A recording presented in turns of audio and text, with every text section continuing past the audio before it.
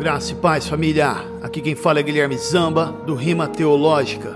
E eu estou aqui no Teologicamente, apresentando meus devocionais. Gostaria de agradecer a toda a família do TCast, também conhecido como Podcast Teologicamente.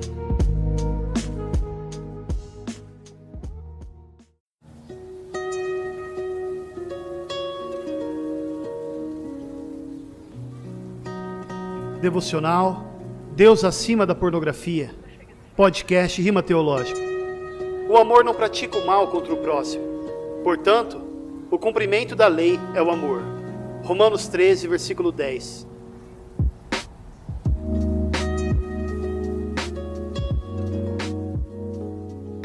Talvez você não tenha socado, estuprado ou injetado drogas em alguém diretamente, mas indiretamente. Alguma vez você já parou para pensar nos terríveis abusos cometidos na indústria pornográfica? Será que você tem alguma coisa a ver com isso? Pense bem. Na indústria pornográfica, geralmente quem mais sofre são as mulheres. Você já ouviu os relatos, ou melhor, as confissões das atrizes que são, na verdade, escravas sexuais, que se colocaram nessa situação pensando que seria diferente? Vamos para alguns relatos. Não citarei nomes.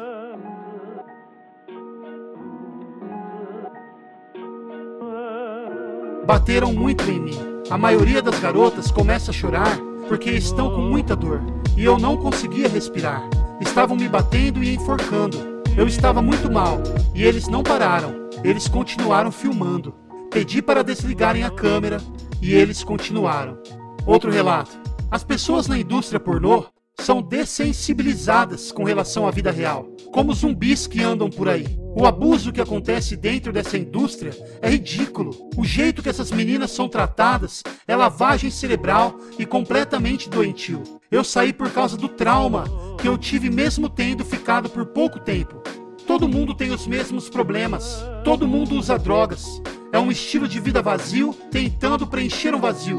Eu fiquei terrivelmente viciado em cocaína e crack. Eu tive pelo menos 3 overdoses. Clientes já apontaram facas para mim. Bateram em mim, até quase a morte. A única razão de eu estar aqui, ainda, é Deus. Quando eu cheguei no set, eu esperava fazer uma cena de sexo vaginal. Menino, menina. Mas durante a cena com o ator, ele forçou anal em mim e não parava. Eu gritei para ele parar e gritava não várias vezes, mas ele não parava. A dor foi tanto que eu entrei em choque e meu corpo ficou mole. Foi uma tortura por 7 anos. Eu era infeliz, solitária. No fim, eu me voltei para as drogas e álcool e tentei suicídio. Eu sabia que queria sair, mas não sabia como. Eu gravei cenas em que eu precisava fingir que estava morta e deixar que alguém estuprasse meu corpo morto. Eu cheguei em casa cheia de hematomas e às vezes sangrando das cenas mais pesadas.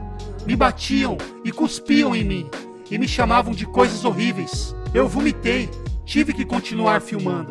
Eu não conseguia respirar por causa do vômito no meu nariz e os genitais na minha boca. Na minha carreira no pornô, eu fui mais diminuída e tratada como lixo do que eu esperava que fosse ser na minha vida inteira. Eu não era uma mulher aos olhos desses diretores. Eu era um nada para eles. Os atores às vezes eram legais, mas às vezes eles eram horríveis.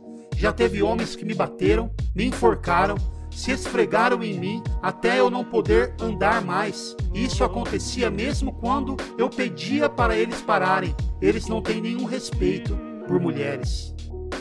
Chega por aqui e olha que isso são só alguns dos relatos. E eu tentei tirar as partes mais pesadas.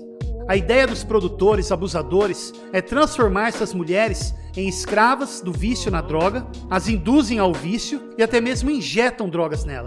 Imagine quantas possam estar em cárcere privado para que elas continuem sendo suas escravas sexuais. E para você ter uma ideia, em menos de 3 meses, 5 atrizes pornográficas foram mortas nos Estados Unidos. Uma foi encontrada morta em um parque, estrangulada. Outra morreu de overdose. Outra se suicidou e por aí vai.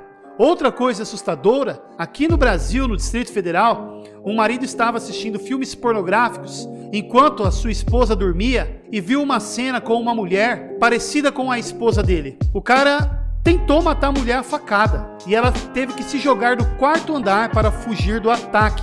Sobreviveu, quebrou a bacia, as pernas e vai andar para sempre com sequelas por causa da depravação e paranoia de um homem. Cara, que desgraça! E todas essas coisas acontecem constantemente, diariamente. E a depravação que isso gera fomenta também a indústria da pedofilia. Esses dias eu li uma matéria no portal de notícias esquerdista UOL sobre uma mulher que ostentava ser uma atriz pornô feminista.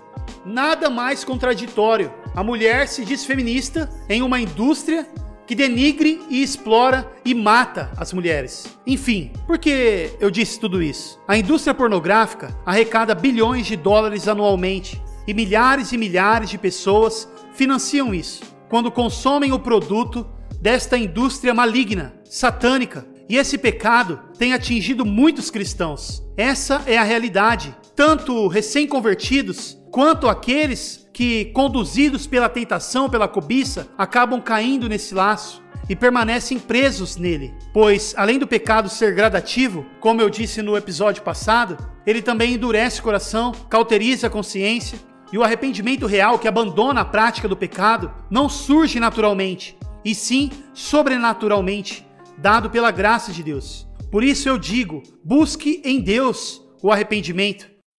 Outra coisa, a nossa gratidão a Deus em resposta ao seu amor, nosso amor a Deus, nos conduz à santidade, à prática da piedade. Mas e o nosso amor ao próximo? Apesar de não podermos cumprir a lei de Deus com perfeição, por causa do nosso pecado, sabemos que a lei de Deus, a vontade de Deus, é boa, perfeita e agradável. E toda a lei se resume em 2 mandamentos, que é amar a Deus e amar ao próximo. Então precisamos olhar para Deus e também para o próximo. Ainda mais porque o próximo foi criado à imagem de Deus. Portanto, se você consome pornografia, você não está tendo amor ao próximo. Eu ouvi o testemunho de uma mulher da indústria pornográfica que se converteu a Jesus.